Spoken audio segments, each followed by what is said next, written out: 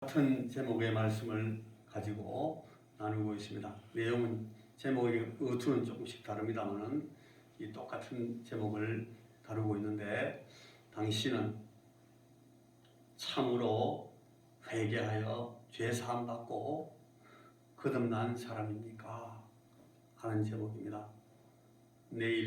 다음 주일이 이제 부활주일이기 때문에 오늘 주일까지 이 말씀을 계속 나누도록 하겠습니다. 원성의 성도들 모두가 회개하고 죄 사함 받아 구원을 얻는 이 도리의 확신에 이르기 위해서 제가 몇 주간 동안 지금 이 죄 사함과 구원의 확신에 대하여 집중해서 말씀드리고 있습니다. 여러분, 이 회개하고 죄 사함 받는 것은 적어도 2번, 우리 영적인 일생에 적어도 2번 정말 뼈저리게 필요한 그런 이 과정입니다. 하나는 우리가 거듭나서 새 생명을 얻게 되는 그 구원의 과정에서 이 회개하고 죄 사함 받는 일은 정말 중요합니다. 이건 가장 큰 회개인데, 우리가 죄인의 길에서 돌이켜서 이제 하나님의 자녀가 되는 이 회개, 이 죄 사함 받는 것이 정말 우리 구원에는 가장 중요한 첫걸음입니다. 그래서 하나님, 죄인 된 나를, 오늘 방금 우리가 쭉 찬송 부른 찬송에도 계속 그런 찬송이 나오는데, 나를 위해서 죽으신 주님의 그 대속하신 죽음의 공효로, 그 공로로 내가 참 이 죄인 된 심령을 이제 하나님 앞에 죄 사함 받고 하나님 나라의 백성답게 새 생명을 얻는 그런 귀한 은혜에 들어가게 하옵소서. 죄 회개하는 이 회개, 첫 회개입니다. 그리고 그 다음에는 우리가 정결하여서 거룩한 삶을 살기 위해, 그래서 성령 충만함을 가지고 살기 위해서 우리는 계속해서 이 회개와 죄 사함을 하나님 앞에 죄 사함을 얻어야 됩니다. 죄 사함 받는 이 회개가 없이 하나님 앞에 절대로 이 성령 충만한 은혜를 경험하며 살 수는 없습니다. 그래서 적어도 2개의 과정에서 우리는 이 회개, 죄 사함과 회개의 이 은혜를 계속 입어야 합니다. 자, 먼저 지난 3주간 동안의 말씀을 제가 요약하면서 한번 되새겨 보기로 합니다. 여러분 같이 한번 읽어보시면 되겠습니다. 말씀이, 제가 긴 말씀을 드리지 않고 요약만 탁탁 해서 제목만 하기 때문에 말씀이 길지 않아서 다 같이 한번 읽어보면서 이 말씀을 한번 우리가 기억해 보면 좋겠습니다. 회개와 죄 사함 받는 일이 거듭나는 일의 결정적인 경험임을 제가 첫 주일날 말씀하면서, 자, 첫째 시작. 당신이 거듭나지 않은 상태에 머물러 있는 한 결코 천국에 들어갈 수 없다는 사실을 명심하십시오. 아무리 교회 생활을 오래 해도, 아무리 우리가 교회에서 중요한 사역을 하고 중요한 헌신을 하고 중요한 직분을 맡아서 오랫동안 하나님을 섬긴다 할지라도 거듭나지 않으면 결코 천국 백성이 될 수 없다. 이 거듭나는 일은 반드시 이 하나님 앞에 온전히 회개하고 깨어지는 역사를, 그 경험을 해야만 한다 하는 말씀입니다. 자, 2번째 시작. 당신의 죄를 철저히 느끼고 들여다보고 깊이 깨달으십시오. 우리 죄를 철저히 느끼고 들여다보고 깊이 깨달아야 됩니다. 그래야만 회개가 이루어집니다. 이런 회개가 이루어져야 사람이 변합니다. 예수 믿고 나서도 전혀 이 사람이 변하지 않냐고, 옛 사람 그대로 있고, 옛 사람 그 옛 성질 그대로 있고, 그대로 그 더러운 것과 그 잔혹한 그런 일들을 계속하면서 사는 사람들, 철저히 회개하지 않았기 때문에 그렇습니다.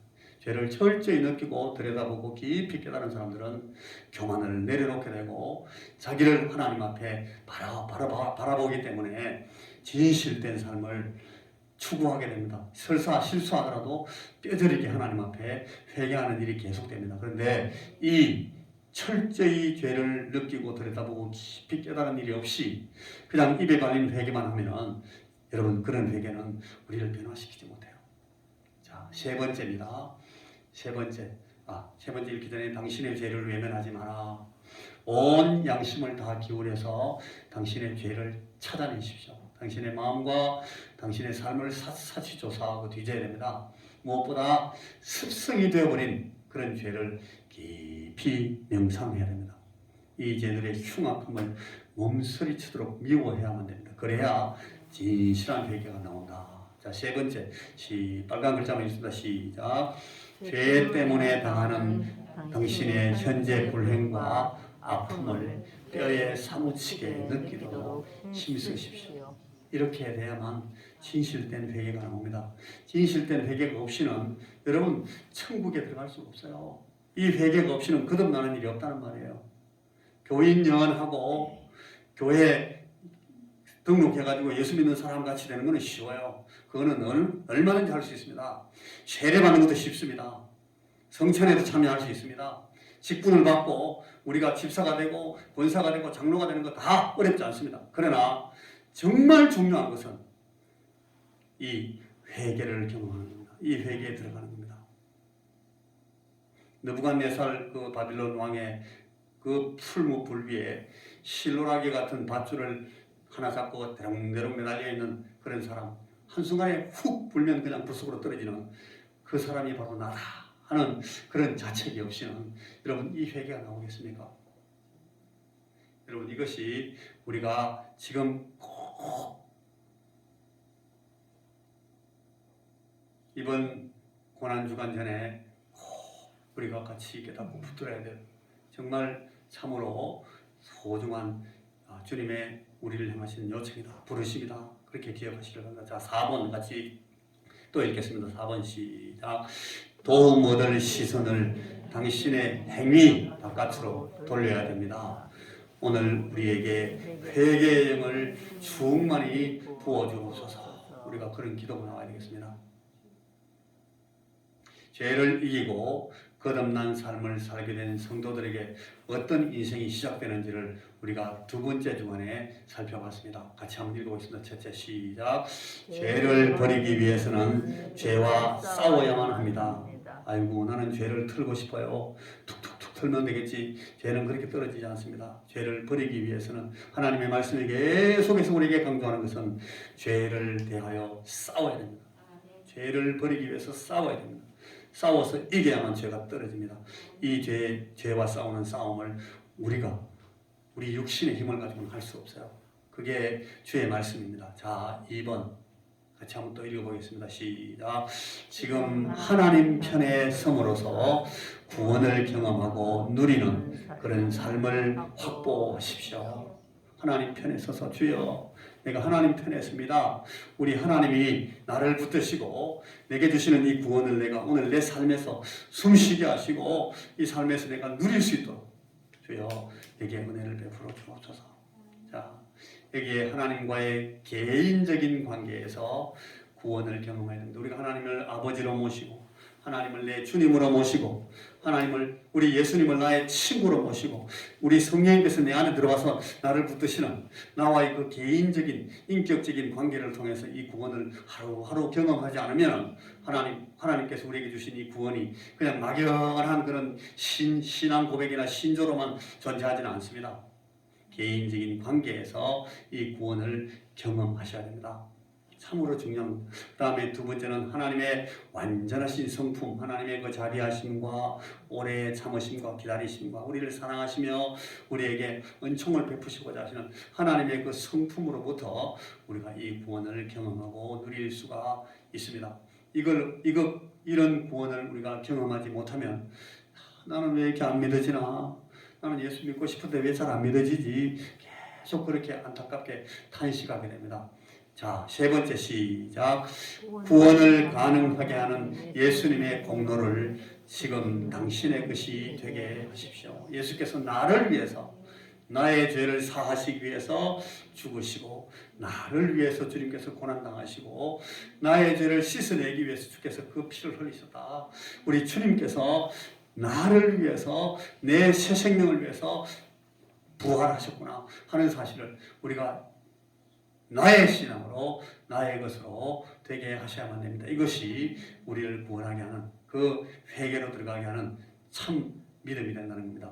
당신에게 주어진 그리스도를 당신의 주님으로 영접하십시오. 그러면 그분은 당신과 영원히 함께 하십니다. 이것이 약속입니다.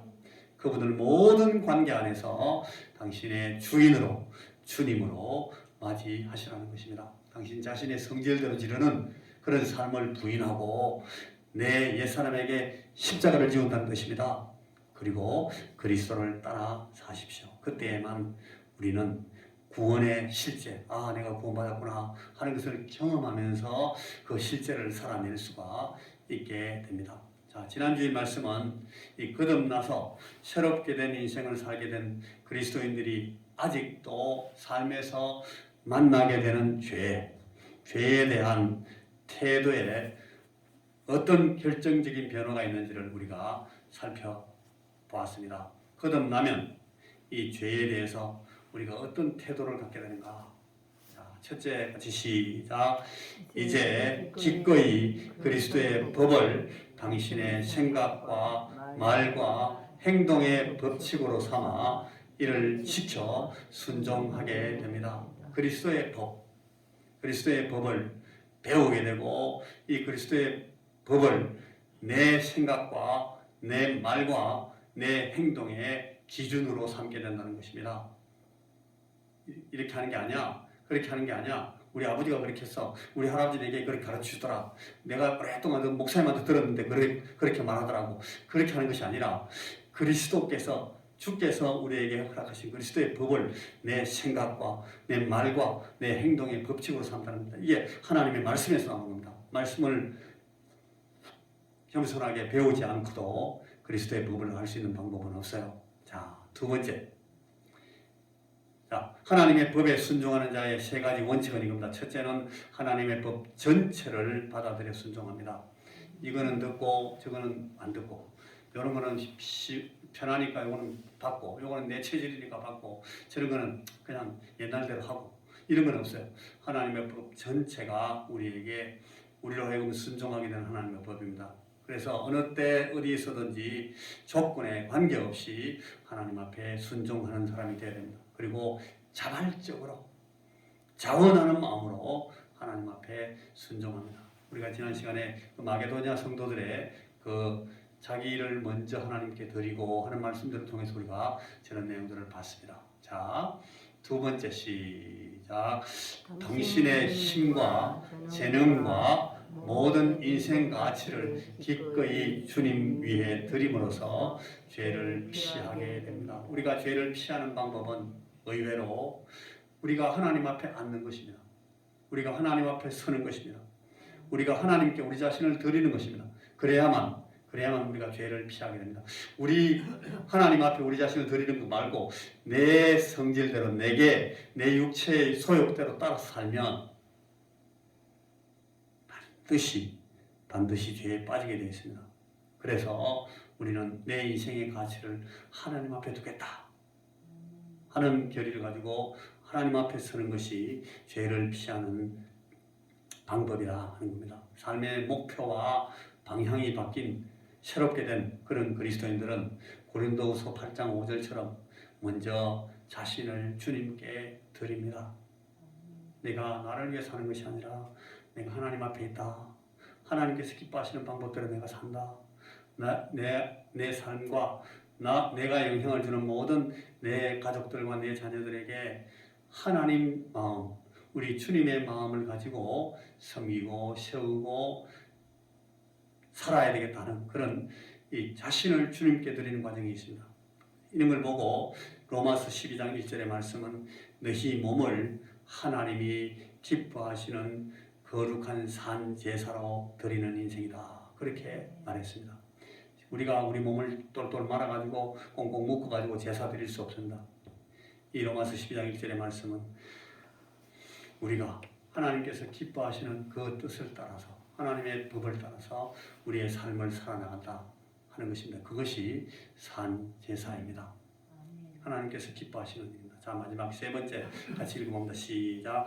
내 영혼과 하나님 사이의 엄숙한 언약 안에서 내 삶의 모든 선택과 결정이 이루어지는 삶을 말합니다. 이것이 로마서가 우리에게 가르쳐주고 있는 새로운 삶을 말합니다.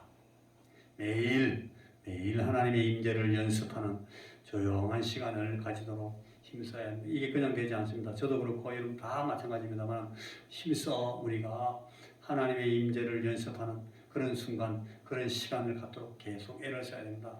거기서 하나님의 도우심을 구하는 한편 이 마음속을 살펴서 죄를 버리려는 그런 진실한 마음이 생깁니다. 몸과 영혼 전부를 하나님의 기쁘심에 내어드리고 일생을 성결하게 살려는 그런 결심을 다지게 됩니다. 여러분 새벽 기도에 열심을 내시는 분들은 여기 참 굉장히 중요한 어드밴티지를 굉장히 중요한 그 편리함을 갖게 됩니다. 새벽에 여러분 새벽 시간 참 어렵죠. 새벽 시간 깨우는 것이 쉽습니까? 수십 년 동안 했는 사람들도 늘 힘들어합니다만 이 새벽에 저녁 시간을 갖는 것은 정말 도움이 된다는 것을 경험해 보신 분들은 다 압니다. 이번 주간 우리 고난주간 이 한 주간만이라도 특별히 아이고 내가 하나님 앞에 1년에 이 한 주간도 못하겠느냐, 하루 1시간, 2시간 내가 꼭 구별해서 시간을 내고 하나님의 임재를 그런 경험을 하는 이 한 주간이 되었으면 좋겠다. 여러분 우리 성도들 전부 마음속에 그런 결심이 되었으면 참 좋겠습니다. 성령이신 하나님, 우리가 같이 한번 기도문을 읽어보십시다. 같이 시작. 성령이신 하나님, 전능하신 손으로 제 마음을 붙드셔서 제가 죄에서 온전히 떠나도록 이끄시는 하나님께 감사와 영광의 찬송을 드립니다. 하나님께 드린 이 언약, 약속에 따라 살면서 하나님의 자녀로 온전히 인정받는 삶을 살아가게 하시옵소서. 예수님의 이름으로 기도합니다. 우리가 이런 기도를 가지고 하나님 앞에 서 있기를 바랍니다. 오늘 자 이제 마지막으로 당신은 참으로 회개하여 죄 사함을 받고 거듭난 사람입니까? 만약 그렇다면 당신의 삶에서 이런 증거를 갖고 있습니까? 만약 그렇다면 당신은 지금 그런 삶을 살고 있습니까? 이걸 묻습니다. 자, 첫째는 죄 씻음을 받고 심령으로 새롭게 되어 거듭나는 것을 자꾸 늦추지 말고 하나님께 속히 당신의 마음을 드리시기를 바랍니다. 많은 사람들이 전도함을 받고 회개와 죄 씻음에 대한 그런 이 충고를 받지만 그거 하죠. 나중에 기회가 되면 하겠습니다. 때가 되면 합니다. 조금만 기다려주세요. 제가 오늘은 참 마음에 안 됐네요. 그러나 여러분 이 하나님께 속히 그 마음에 그 말씀에 반응을 해야 됩니다. 이 긍휼의 문이 닫힐 때까지 아주 방만하고 어리석게 미루면서 시간을 질질 끌다가 결국 바깥 어두운 데 내어 쫓겼던 그런 슬픈 5 처녀들의 이야기를 우리가 기억하고 있습니다. 여러분 이걸 마음에 꼭 기억하십시오. 아마도 내가 이리저리 비비면서 지내온 세월이 있으니까 내게도 이미 내 속에 아마 무슨 일이 이루어져 있겠지. 나 아마 회개했을 거야. 여러분 그런 마음이 있으면 지금 하나님 앞에 서야 됩니다. 혹은 이렇게 저렇게 지내다 보면 어느 때에는 내게도 무슨 좋은 기회가 맞닥뜨려져서 큰 은혜를 한번 받겠지. 그때 내가 막 엎어져가지고 막 땅을 치고 통곡하면서 울고 하나님 앞에 회개하면 되지 뭐. 여러분 그런 생각이 있으면 지금 하셔야 됩니다. 지금. 죄의 가책을 느끼면서도 다른 기회로 미루자고 전도자 바울을 돌려세웠던 그 사도행전 24장의 총독 펠릭스 결국 멸망하고 말았습니다. 여러분 제가 주변에 있는 사람들하고 전도하면서 혹은 주변에 있는 사람과 교제하면서 자주 느낍니다. 이 사람이 지금 마음에 죄책감을 가지고 있구나. 이 사람이 지금 성령께서 역사하셔서 죄의 책망을 받구나 하는 것을 보는데도 마음을 쏘아놓지는 않습니다. 나중에 하죠. 여러분 그게 사람 죽이는 겁니다. 그 심령이 그때 회개하면 되는데 그걸 못 쳐버리는 겁니다. 그냥 저도요 저도 많이 해봤어요. 언젠가는 제가 되겠죠. 이렇게 저렇게 제가 지금 누구 이름을 말해도 말할 수 있어요. 너무너무 가슴 아파요. 지금 저 사람이 탁 붙들면 되는데, 지금 주님을 탁 붙들고 그 다음에 그냥 무릎 꿇으면 되는데, 회개하면 되는데 안 합니다. 여러분, 오늘이라 부르는 날 동안 속히 하나님 앞에 나오셔야 됩니다. 그렇지 않으면 죄는 우리를 속여서 우리 마음을 더 단단하게 딱딱하게 만듭니다. 그리고 은혜의 날은 속히 지나가 버립니다. 망합니다. 그게 너무너무 안타깝습니다. 여러분, 이 너무너무 안타까운 그 사람이 내가 되면 안 돼요. 그리스도께서는 지금 은혜를 베푸시고자 우리를 기다리고 계십니다. 여러분, 이 은혜의 부르심에 속히 대답하시기 바랍니다. 지금이 아니면 영원히 더 이상의 기회가 없을 수도 있다 하는 것을 꼭 기억하시기 바랍니다. 여러분, 이것이 너무너무 중요한 부분입니다. 자, 두 번째 같이 한번 읽어보겠습니다. 시작. 하나님의 말씀을 진실되게 상고하여 생명의 길잡이로 삼으십시오. 제가 목사의 설교를 그렇게 말하지 않습니다. 하나님의 말씀을 진실되게 상고하면서 우리 생명의 길잡이로 삼으셔야 됩니다. 여러분, 이 말씀을 그냥 불어오는 바람 대하듯이, 설렁설렁 지나가는 바람 대하듯이, 혹은 값싸게 우리에게 나눠주는 무슨 서비스 선물 받아들듯이 그렇게 습관적으로 대하시면 안 됩니다. 하나님, 오늘 이 말씀을 통해서 제가 이 계시의 체험, 심령을 새롭게 되는 그런 은혜를 받게 해주십시오 하는 그런 간절한 마음을 가지고 회개와 죄사함을 받을 기대와 소망을 가지고 간절하게 하나님의 말씀을 대하셔야 됩니다. 그래야 그 말씀이 우리에게 들어와서 그 말씀이 우리 안에서 일합니다. 여러분, 주의 말씀이 우리 안에서 일하게 됩니다. 하나님의 말씀입니다. 자, 세 번째 또 한번 읽어보겠습니다. 성령께서 시작. 성령께서 당신 마음에 역사하여 말씀하실 때에 지체 없이 이에 동조하십시오. 지체 없이. 오늘 아까 읽었던 우리 본문 10편 119편 말씀에 신속히 순종하나이다. 신속히. 성령께서 내 마음에 말씀하실 때에 지체하지 말고 주여, 예, 아버지, 내가 회개합니다. 하나님 앞에 바로 반응하시라는 겁니다. 성령께서 죄의 가책을 불러일으키실 때에 그것을 밟아서 끄지 마십시오. 성령의 감동에 동조해서 당신을 회심의 체험으로 인도해 주시도록 주님께 간절히 구하셔야 됩니다. 주여, 이대로 버려두지 마시옵고 죄의 깊은 곳을 찌르시고 죄의 피를 내게서 뽑아내 주시옵소서. 그렇게 기도해야 됩니다. 죄 때문에 우리 마음 가운데 괴로움이 일어나고 앞으로 당할 영원한 상태에 대해서 막 두려움이 일어날 때 여러분, 그걸 그냥 밟아 끄면 안 됩니다. 아이고, 지금 내 마음속에 주의 성령께서 말씀하시는구나 싶을 때에 죄를 청산하고 마음속 깊이 그것을 미워하면서 당신의 마음 전체를 남김없이 그리스도께 드림으로서만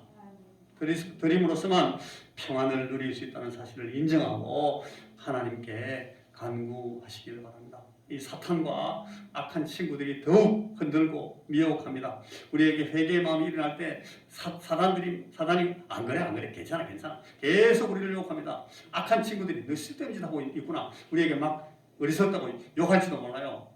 그러나 이 죄의 책망이 일어날 때 나쁜 사람과 사귀거나 육신의 욕구에 치달아서 세상에 빠져들므로써 기회를 놓치고 성령을 소멸하면서 그분을 거스르고 거절하는 그런 절망적인 나락으로 떨어지면 안 됩니다. 그게 너무너무 안타까운 결과를 만들게 됩니다. 자, 네 번째 같이 시작. 끊임없이 부지런하게 뜨거운 기도에 들어가는 것이 사는 길이 됩니다. 이것이 회개하는 사람들이 나가는 길입니다. 하나님의 은혜를 경험하는 소중한 방도는 이런 은혜의 기도에 들어가는 것입니다. 개심, 마음이 변했다, 새롭게 되었다는 그 표징으로 무엇보다 먼저 나타나는 것이 그것이 기도입니다. 도무지 하나님의 이름을 부르지 않는 자들로 모인 그런 가족이나 그런 공동체에 속하여 있는 그것은 너무너무 슬픈 일입니다. 그건 가장 큰 불행입니다. 여러분, 하나님의 이름을 부르지 않는 자들로 모인 그런 공동체에 내가 속해 있다는 것이 너무 안타깝습니다. 그런 때에는 빨리 하나님 앞에 주여, 내가 내 생명을 하나님 앞에 새롭게 할 수 있는 내 동료들이 있도록 주여 내게 기도의 용사들을 붙여주시고 내게 함께 기도할 수 있는 우리 형제들을 붙여주시고 나를 붙들어 세워주시옵소서. 여러분 이런 소원이 우리에게 일어났다면 이 절박한 마음이 일어났다면 이제야말로 구원의 문 앞에 다가선 것입니다. 여러분 이 기회를 놓치면 안 됩니다.